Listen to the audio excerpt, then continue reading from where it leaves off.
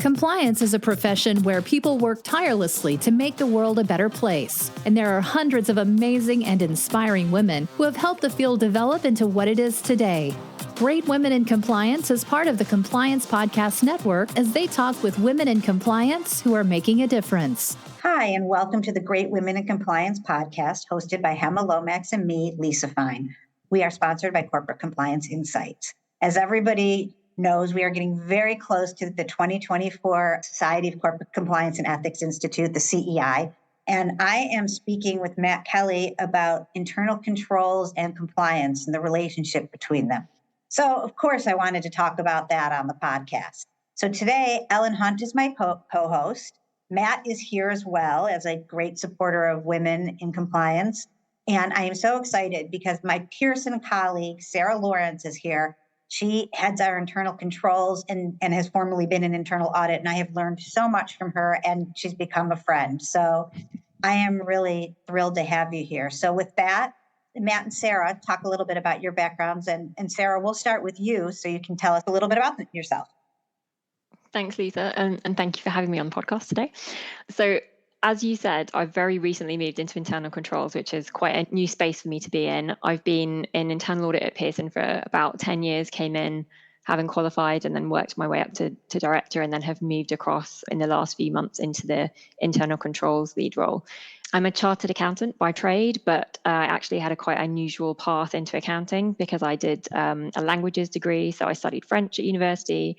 And then rather than doing accounting at one of the big four firms, I actually trained in the public sector. So I did the same qualification, but at the National Audit Office, which is the UK equivalent of the Government Accountability Office in the UK. So looking at public sector spending.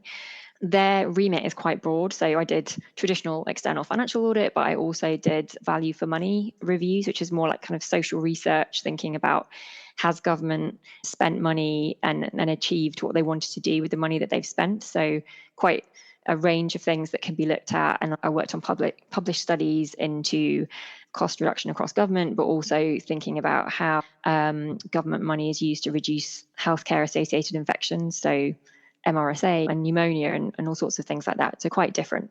And I think that broader lens on risk and ethics as well, which is obviously quite central in the public sector, led me to internal audit and the strategic side of that and away from the more formulaic side of external financial audit and the more black and white decisions into the strategic side of internal audit, which I was able to do at Pearson, which is how I've kind of ended up where I am today.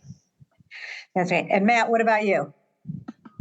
I am editor of a newsletter, Radical Compliance, and I've been doing that now for nearly 9 years. And I've been writing about internal control, corporate governance, corporate compliance issues for 20 years, I guess, maybe a bit more than 20 now at various publications. And I try to take a very broad view of what these issues are. So some of my readers are corporate compliance officers. A lot of them are also internal auditors. And I really try to keep my eye on when an actual issue erupts at a company. Most often it is not one team or the other that is tasked with solving it by themselves. It's a bunch of different people are all standing around the conference room saying, oh, yikes, how do we solve this? So I try to write more about how internal auditors would appreciate compliance problems, how compliance officers would appreciate internal audit's concerns and issues, and how they try to work together. And it can be anything from FCPA enforcement to corporate accounting to data privacy to AI and all sorts of other issues. And it's really a fascinating field. I like to say it's this Rubik's Cube of problem that most of the listeners today have. When you think you've got something solved, if you look at it from a slightly different view, you'll see actually the back half of the cube now is not lined up. So we have to keep on trying to figure things out. And it just goes on and on. And Ellen, I'm going to turn to you. I mean, you need no introduction, as they often say in these things, but we talk a lot with you about ethics and compliance, but you also have had a background working in audit and risk. So can you kind of give us a little bit of a heads up about that as well? Yeah, I was fortunate enough to be asked to be the chief audit executive at one of my prior organizations while I was also in the Chief Ethics and Compliance Officer role. And it was a fabulous experience because it helped me understand even better how important it is for these two functions to work together. If you're really driving a organization that manages and mitigates its risk to fulfill its mission and be successful, you have to have all of these assurance functions working together. As both Sarah and Matt have indicated, you can't just have a siloed view on risk. It can't just be compliance risk because these things blend.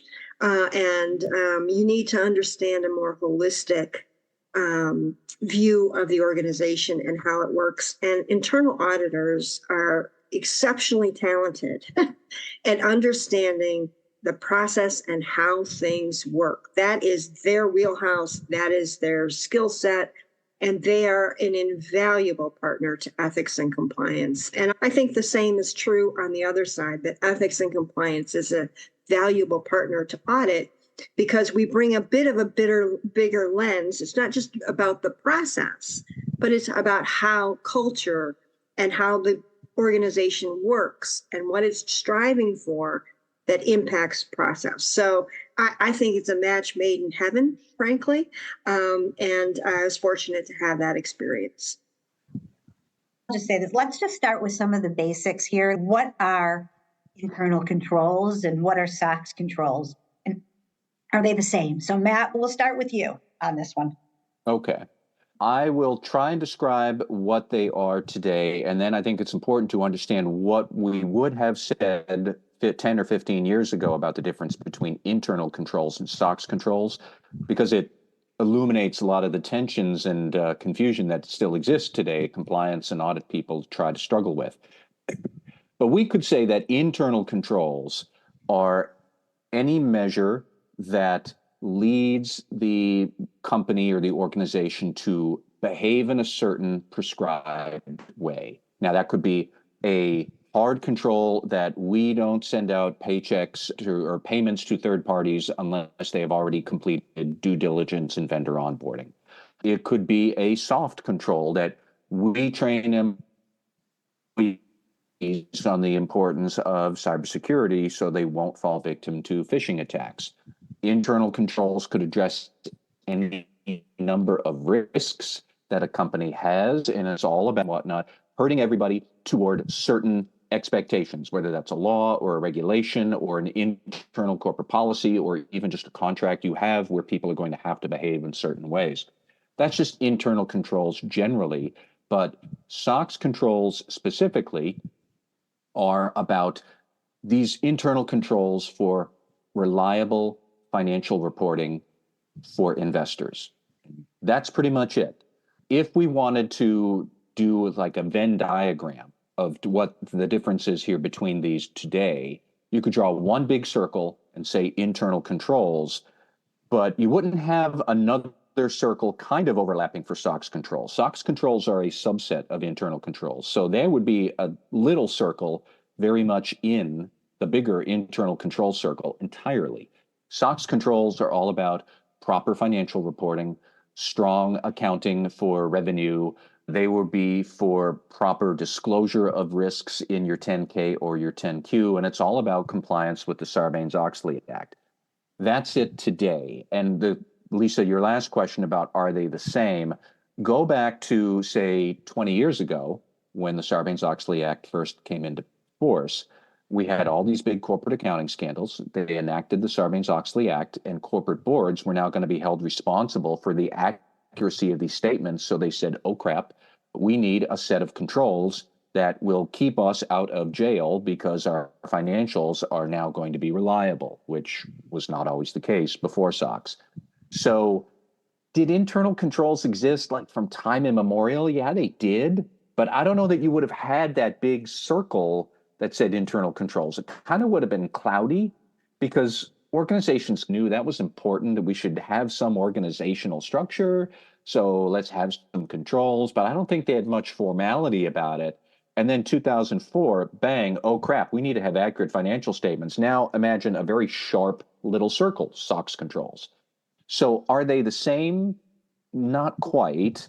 All SOX controls are internal controls, but SOX controls, I would say, are much more well-defined, and they're much more important to have right because you need to comply with the law. But internal controls, you need them, but you need them more to address other stuff. Some of it is law, data privacy laws. A lot of it is risk, cybersecurity risk. Do we fully understand the boundaries of what all internal controls are? Not nearly as much as SOX controls, but you can't have SOX controls without internal controls. I put it that way. And I'll stop there, but that's the difference between the two. And Sarah, what about you? Especially, I mean, there's also a view, and we'll talk about this a little bit more later, the UK versus the US, where internal controls and internal audit are considered more separate sometimes in the UK, and I think they have a closer relationship here. But with that, what about you? How do you see internal controls and SOX controls in their relationship? Yeah, no, I think coming at it from a UK perspective, and particularly having trained and done my external audit experience within the public sector, SOX wasn't relevant. It was obviously something that we learned about as part of our qualification, so I had that awareness, but it wasn't something that I haven't done SOX compliance audits and SOX audits in the past. So coming to the internal control space in a company where SOX is very relevant and is central to my role and my team's role, it's been quite interesting to see, I think, the bureaucracy in some senses that's built up around SOX compliance, and in a way to be able to try and take a step back and say, what is the point of those controls? It's to stop something going wrong, really, or to make sure that something goes right in the way you intend it or you need it to happen to comply with a law, or to make sure that you're complying with a policy that any particular company or organization has put in place. My sense coming into internal controls, not having been kind of immersed in SOX in the past, is that in some ways, sometimes the bureaucracy has covered up that question about thinking about what's the point of that control. It's stopping something going wrong. What is it there for? And unpicking it at that really basic level. And sometimes I think that's been kind of helpful to come in without having all of the background in a way, and not knowing all of the framework in detail behind it, and to think of it more from what are we stopping from happening, or what is it that we need to happen in a particular way, and why. Yeah. And Ellen? It's really, at the end of the day, controlling behavior, right? And I like Matt's analogy of the two circles, and also Sarah's point about sometimes the SOX control circle gets bigger and is the entire focus because it is better defined. But I like to think, when you think about the two circles, that your ethics and compliance program is in that bigger circle, because it is about how do you control behavior? How do you get people to do the right thing in the right way at the right time? I agree that with SOX, there seems to be a bureaucracy and sometimes an overemphasis that it's the only internal control that matters. Certainly very important, but it's not the only internal control that you should be worried about. And when I think about both, although one is a subset of the other, it's all about reducing risk. It's about managing and mitigating your risk. Yeah, I think that it's really interesting to see that. And I think Matt also hit on the fact that what are some of the other threats? You mentioned some of the US and the UK, the cyber threats, all of these things that have changed since 20 years ago. I would think when it first came out, some of these AI things were like science fiction. But now, how do you see the role of internal controls adapting? I assume no one here, I would say, is advocating that they stay the same. But in an ideal state, how do you see them moving forward and adapting? And Ellen, I'm going to just give you the start and we'll reverse the order. How about that? Yeah, I think they're going to continue to mature, because I think when you look both at the internal audit functions and you look at ethics and compliance, we have gotten a lot better at defining risk, thinking about risk, learning how to mitigate and manage it. So I think that it's going to continue to evolve, because at the end of the day, when you think about it from an ethics and compliance framework, right, there's the three critical questions, right? Is your program well designed? Is it fairly administered? And does it work in practice? And all of that is about internal controls, really. And so I think you see certainly some companies where all of these kind of assurance functions are under a chief risk officer. And I think they're both going to continue to evolve. There are some incredibly exciting things going on with the internal audit practice and people doing advisory, consulting, and helping with all kinds of things outside of the traditional role of let me come in and audit you and tell you what you did wrong, right? It has really evolved to a trusted business partner, as I think ethics and compliance has as well. We're essentially internal consultants to help the business do better. Sarah, what about you? What do you think in that? Where, being new in this, where do you see this wanting to go?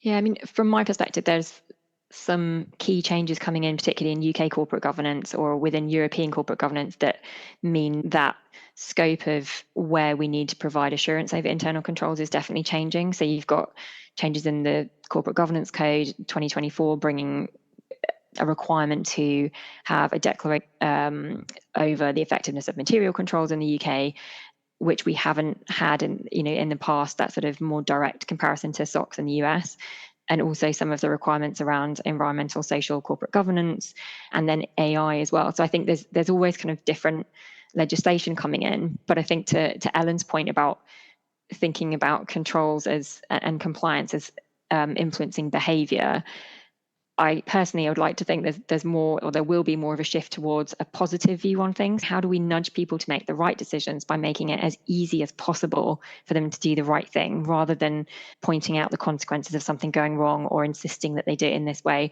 but helping people understand and then making it as easy and as efficient as possible for things to happen in the way that we need them to.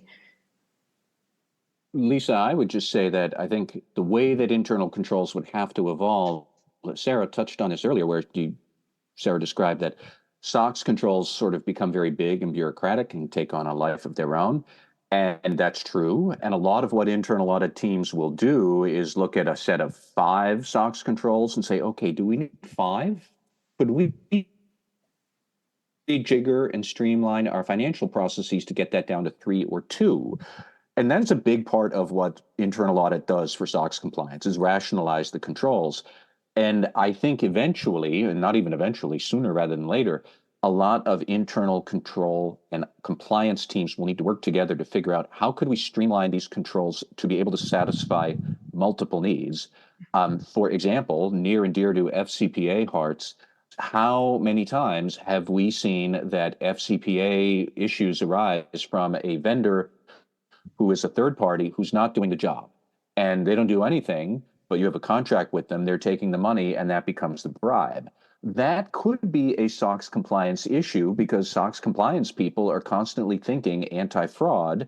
Do we have some vendor out there who really has a no-show job and they're not providing documentation of the work they've done? That's exactly what third-party agents do with FCPA violations, is that they're not submitting documentation. So could you work with the internal audit or internal control team to figure out what is the right process so that we can streamline all of this and get the documentation we need? Because it's either going to knock out the financial fraud from some no-show vendor, or it's going to knock out the corruption fraud from some agent who's sending the corporate money into a government official's hands. We could think of it that way. Proper access controls are a cybersecurity nightmare, but they're also very much part of an internal fraudster's nightmare or FCPA nightmare. So how could you redesign access controls? A lot of it is just rethinking business processes so your control can serve multiple risks at once. And that's what we need to do, because so many of these risks now, the control to address them, you could have one control serving multiple tasks, and that's where we need to get at. Yeah, I think that's really important and part of the relationship and what we try to do together, because there can often sometimes be a default on the other side that every time somebody identifies a new issue, they say, let's put in a control so someone can sign off on it. And you may get into a situation where you have so many controls, you start losing what you need to do and what is really important, when there is a lot more commonality among what the main issues are. Because as you just said, if something's fraud, something's bribery, it's also going to fail certain controls along the way. So I think in terms of building the relationships and working together, I think 20 years ago, there probably wasn't as much commonality in some ways because it was so financial. And now we're moving in a little bit of a different direction because we have to. And I guess with that, one point for me also is that the whole idea of materiality, because that is a big part of SOX and also financial controls. For a compliance risk, it might not be a financially material risk, but there is a bribery risk or a corruption CPI risk. And how do we kind of get ourselves to a good place in that with materiality, given that those are definitions that in some cases, particularly in controls, have kind of been pushed in a certain direction? Matt, why don't we go with you, because this is near and dear to you. It is. I think about this a lot. To put it into context, for a large global company, $10 billion in revenue, a material amount of money would have to be millions and millions of dollars before a financial audit would say, okay, we need to tighten things down because we can't just have 10 or 15 million sloshing around. But for a $10 billion company, you could certainly have $1 million or $2 million, give or take. That's not material to them. But if you had $1 million or $2 million sloshing around that could slosh into an FCPA violation, your general counsel and compliance officers would be having heart attacks over that. So the struggle would be to go to the financial planning team or the internal control team or the internal audit team and say, we need to revise our processes for tracking gifts and entertainment because we need to automate and that down to no more than $1,000. Now, the $10 billion company, that's going to be a huge deal. You're tracking, I don't know, zillions of different transactions, but you need to really ratchet down the materiality because there isn't a materiality standard for violating the FCPA if you violate it. But there is a materiality standard for how much do we really need to pay attention to our spending if we're a $10 billion company. Certainly, we could say in our 10Q, give or take $500,000. Investors won't care about it. So do you want to have huge automated dual signing processes for everything spending over $500,000? That's probably way too loose. But if you want to get it all the way down to $1,000, how would you actually implement those controls? It would be a good, tight FCPA control, but you're really imposing burdens on employees. So you need to think through, what would that whole process look like? What could we automate? What do we still have to do manually? Where are we going to test all this data? How are we going to monitor these transactions? And how do you have those conversations with the first line people who have to use these business processes, the internal control people who are probably better at designing the control, and the compliance people who are better at understanding this is what our enforcement risk is. So we have to address this some way. That three-part team would need to figure this out. But we could do that over and over again with all sorts of risks that might not be financially material, but legally they could be quite material. And how do you squeeze that into the daily processes the employees do? Sarah, what about you? What's your thought, especially coming into this different role? I'm holding back from saying how, which I will talk about a little later, and how I think we all work well together. But I think, how do you deal with that basic materiality question, especially because that's what your stakeholders may be talking to you about?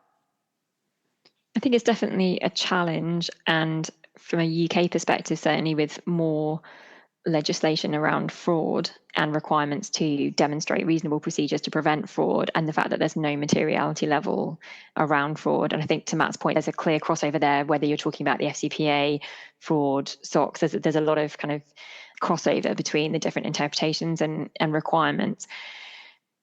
I think one of the ways I've seen it dealt with in the past is to use the leeway that internal audit has in terms of thinking about materiality and going into things in more depth outside of the SOX context and the sort of internal controls context, but to allow internal audit to dig into things in more granular level than you might see from an internal controls team that is more focused from a financial perspective, and pick it up in that sense. But it's certainly a challenge. And I don't think, to Matt's point, you could have all of those teams involved in lots of different topic areas, and you would still struggle with the different interests of the different teams and how you arrive at the happy medium of making sure that you're covering everybody's interests to the right level. I don't think there's a an easy solution, unfortunately. Right. And before I turn it over to Ellen on that, I think that one of the things that's important too is basically the constant back and forth on it and who is the best suited to do this. But secondarily, something will go wrong at your company. If nothing ever goes wrong, then you have a bigger problem. You hope it's something that you can course correct and that people raise and that are minimal, that follow it. But once that happens, use that opportunity to figure out what the right practices are and collaborate. Because again, when you talk about, Sarah, before, people wanting to do the right thing, I think they do. Things happen sometimes, but when they do, if you all work together, don't waste that crisis. Utilize that in a constructive manner too, because again, I anyone who tells me their company has, we always talk about, it's like no problems, compliance program is perfect, this or that, then people aren't actually raising concerns. There's a different problem. So I think remember that, because something will go wrong. And Ellen, I'm going to turn it over to you now for a sec. Well, I think materiality sometimes gets thrown in for don't bother to look further. It's an obstruction tactic, quite frankly. But I just remind ourselves that the purpose of an ethics and compliance program is to prevent misconduct, right? It's to prevent it. So it gets really to the remit of the ethics and compliance function and the internal audit function. Am I only supposed to be looking at things after what's hit the fan? Or am I supposed to be actively preventing that to protect the reputation of the company?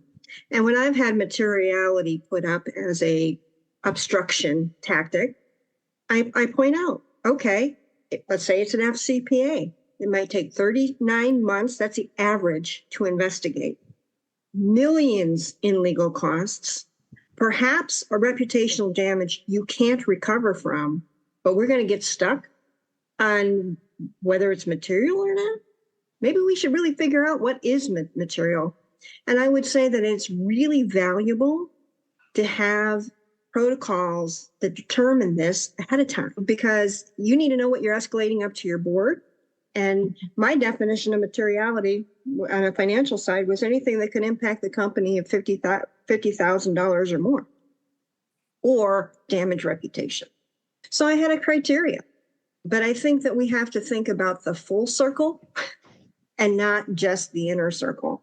Of course, you're not going to go after somebody who's stealing pencils from the office supply, right? What's the risk? Okay, you're losing pennies. Yeah, you have to exercise some good judgment on what actually matters. But I think the materiality piece is really utilized for what are you going to disclose? When do you need to disclose it?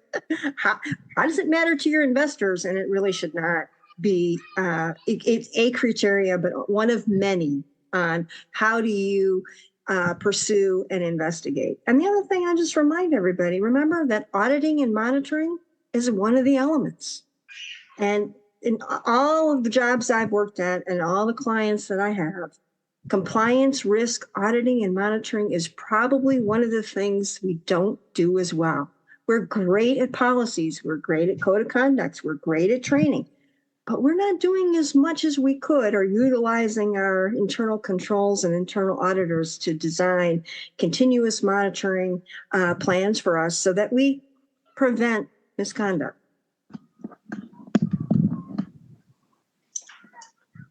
I think one of the things we've talked about all these different aspects, and now I think we should talk a little bit about the relationship that we can build between controls and audit and compliance. And this is something that's become really near and dear to me. I had past experiences where the goal from the functions was really me to avoid dealing with the auditors because they basically came in and didn't care about what the questions were, the answers. It was very check the box. People asking from outside the US that they wanted to review all of our employment agreements and saying, well, you can't fail an audit when that's not the process. That is not my situation at Pearson, and I'm very grateful for it. And I think one of the things that I learned through that too is a lot of times in ethics and compliance and at the conference, we always, and everywhere, we talk about learn your business. Learn what the business does. I think sometimes we forget about learning about the functions that are in corporate functions with you and what their objectives are. And for all of these, we're trying to limit risk. We talked about it earlier, compliance. And you just said auditing and monitoring. We can be proactive in working with and reviewing controls. One of the things that we have tried to do, and Sarah, I feel completely, hopefully you'll keep me honest on this, is I try to talk with you when you were in internal audit, now in internal controls, and with your team members and ours and other team members. They will reach out to us before an audit and ask us our views or what we're thinking. And then we will, at the same time, there are times where we will say, can you do this kind of an audit? Or can we do X, Y, or Z as a follow-up?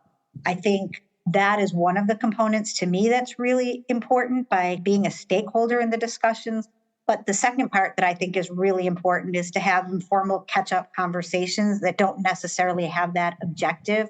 What's on your plate? There's some things obviously can be confidential, particularly if it's an investigation, but we usually, if they get into finance, people know anyway.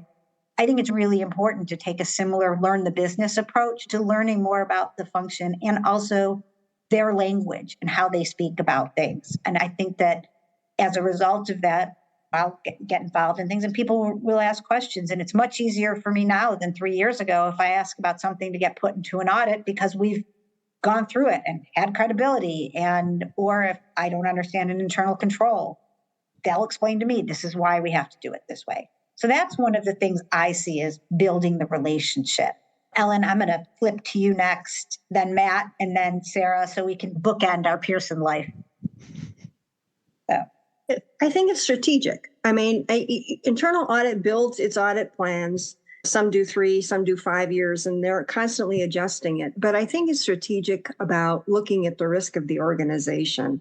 And both functions have a lot to contribute to that based on the audits they've done or the misconduct concerns that have arisen. And that kind of input, I think, is invaluable to make the audits and the work that compliance does more valuable to the corporation. You can't work in a silo, right? Silos sink us. We know this. And I think it's really, when you tie it to knowing the business, it is really understanding where is the business going? What new activities are they doing? What new markets might they be in? What kind of new systems are they implementing? What kind of new people might they be hiring, right?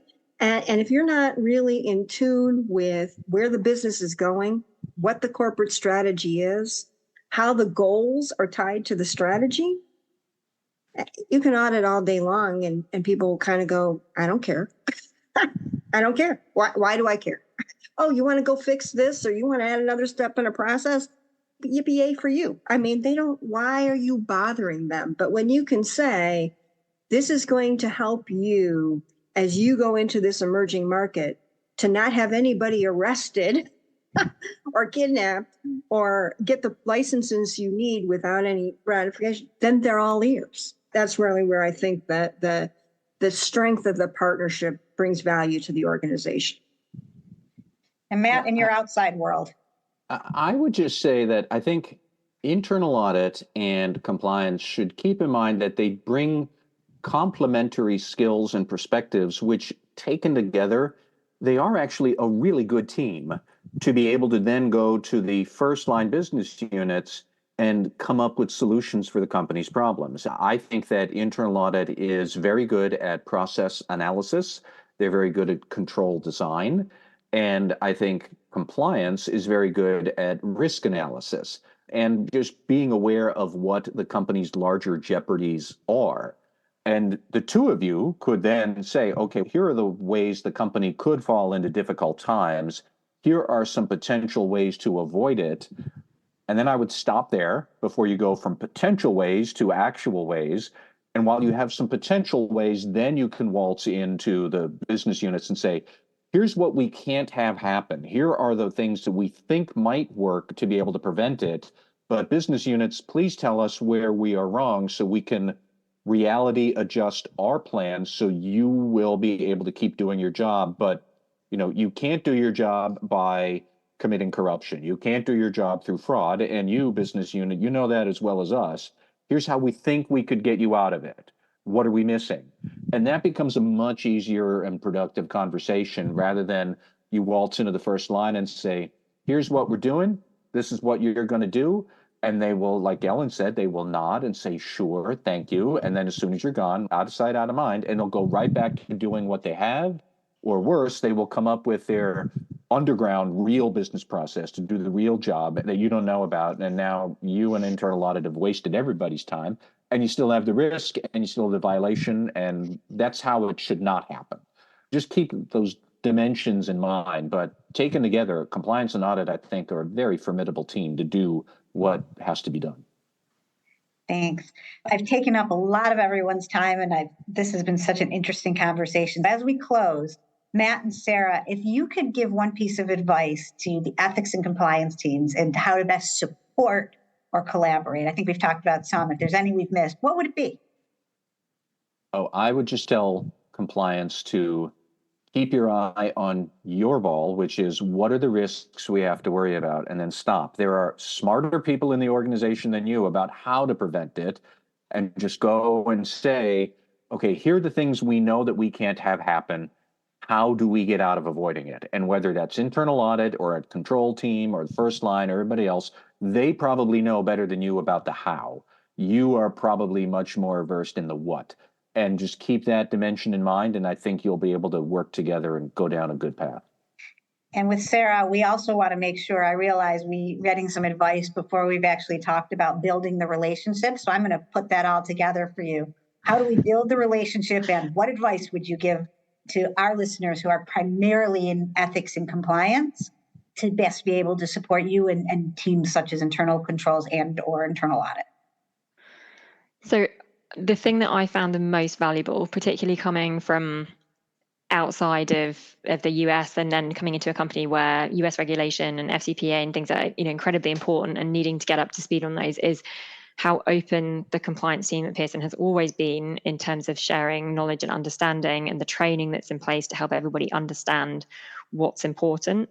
And then that, I think that really links into those conversations that you mentioned, Lisa, that are very much linked and joint in terms of planning and prioritizing. And I think that allows, maybe slightly differently to Matt's point, but allows the other controls teams and the internal audit team to broaden the sort of listening network for compliance. And I think that we're then able to feed back useful information. This sales team has changed, and therefore it might be useful to go and redo training, or we've noticed that there's a different atmosphere in this part of the company, whatever it is. But if you've got a compliance team centrally, but you've got an internal audit team which is out talking to the business, traveling, visiting that particular office, I think that gives you sort of network and feelers out into the business that you can then use, and not just compliance, but other teams as well, whether it's data privacy, whoever it is, can give you that kind of real knowledge of, to Matt's point, how things are working on the ground rather than how they're telling you they're working. So I think having that close relationship and then using it to your best advantage so that we're aware of what we need to know, and then we can feed it back to the compliance and ethics teams as well. That's great. And as I end most conversations with Ellen, since you've done it all, what other advice, if we've missed it, would you want to give to everyone? I think we've covered the ground, but be strategic. Internal audit benefits by having a relationship with compliance, and compliance benefits by having a relationship with internal audit. Put that out front. Look, you guys can help each other. And by doing so, you're both better, right? It raises the bar for both functions. And I think really understanding what internal audit needs, how it gets its job done, how you can help them, how they can help you is key. And frankly, it's leadership. That's leadership. Thank you all for taking the time, Sarah, Matt, Ellen, and on behalf of the Corporate Compliance Insights, Compliance Podcast Network, and Hema and me, I hope everybody has a great day, and thanks so much for listening. Thanks for joining us for this episode of Great Women in Compliance. We hope you'll join us in honoring the great women in the compliance field by subscribing to this podcast and leaving a review.